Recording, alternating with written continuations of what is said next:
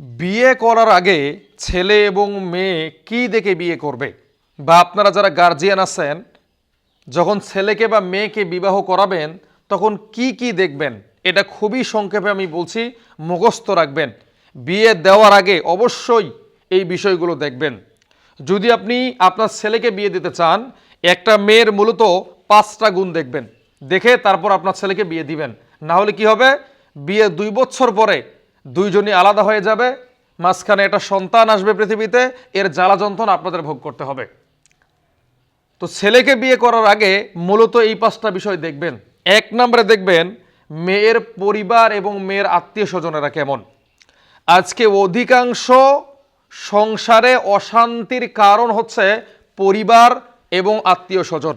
মনে করেন আপনার ছেলেকে আপনি বিয়ে দিয়ে একটা মেয়েকে ঘরের মধ্যে এনেছেন, এখন খালা শাশুড়ি, নানি শাশুড়ি, দাদি শাশুড়ি তারা এমনভাবে এই মেয়েকে পেইন দিতে থাকে, এমন এমন উদ্ভট কথা বলতে থাকে যে মেয়ে আর পরবর্তীতে সংসার করতে পারে না। এই জন্য পরিবারটা এবং আত্মীয় স্বজনদের দেখা সর্বপ্রথম আপনার দায়িত্ব।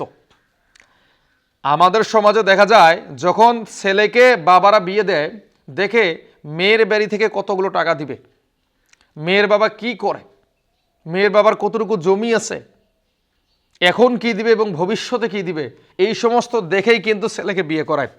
এর ফলশ্রুতিতে পরবর্তী আর সংসারগুলোতে শান্তি আসে না। তো সর্বপ্রথম আপনাকে দেখতে হবে কি, মেয়ের পরিবার এবং মেয়ের আত্মীয় স্বজন। 2 নম্বর কি দেখবেন, মেয়ের বাবা মাকে স্পেশালভাবে দেখবেন। কেননা বাবা মা ভালো হলে সন্তান ভালো হয়, অনেক ক্ষেত্রে হয় না, সে বিষয়টা ভিন্ন।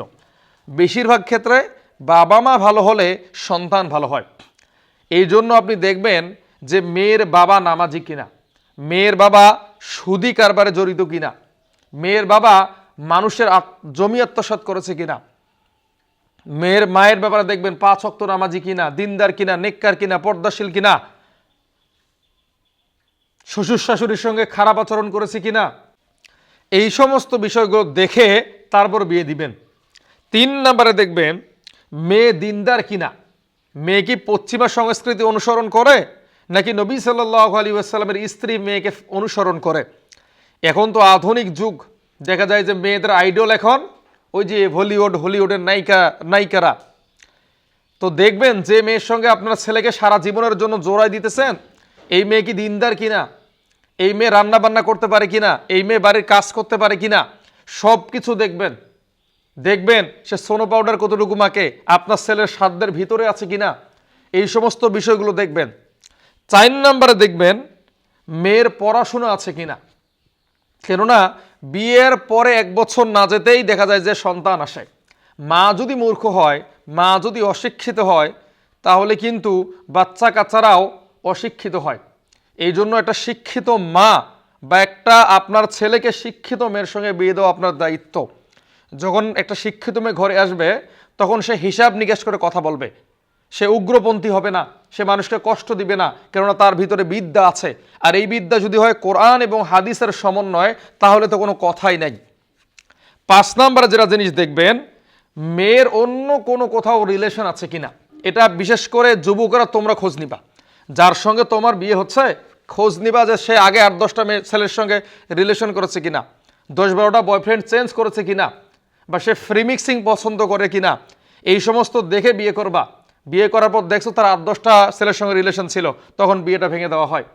তখন কি হয়, দুইজনেরই কাঁধে একটা কলঙ্কের বোঝা নেমে আসে। তো এই 5টা জিনিস দেখে যদি একটা ছেলে একটা মেয়েকে বিয়ে করতে পারে, তো আমি আশা করি কখনো বিবাহ বিচ্ছেদ হবে না।